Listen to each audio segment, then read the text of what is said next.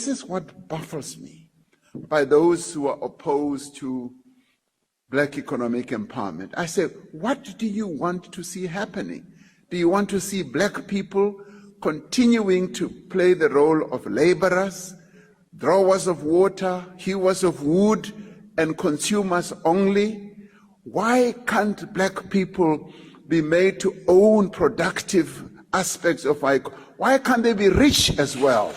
That is what needs to happen. Because it is when they get to that level. Dr. Mulder, you look at the Afrikaners, the history of your people.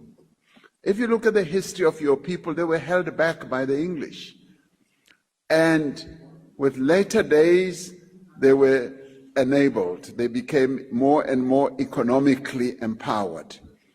And they became economically empowered due to the policies of apartheid, the laws that were put in place, the sweet deals that they were given, and they started getting more and more into being serious economic players.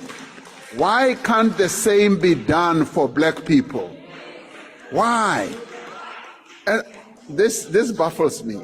Really, I don't understand it, because to me that is the normal thing to do.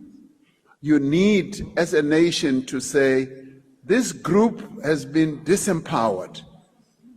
It's been disempowered, we need to empower it. Like the approach we have now, the rural areas of our country have been disadvantaged, and we're seeking to direct more and more assistance and empowerment to the rural areas, so that the rural areas also come up.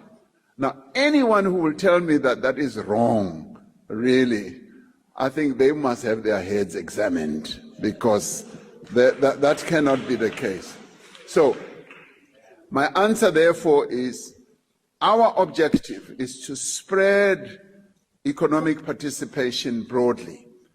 And I will hold on to the argument that the more we have previously disadvantaged people playing a role in the economy of their own country, the better it is.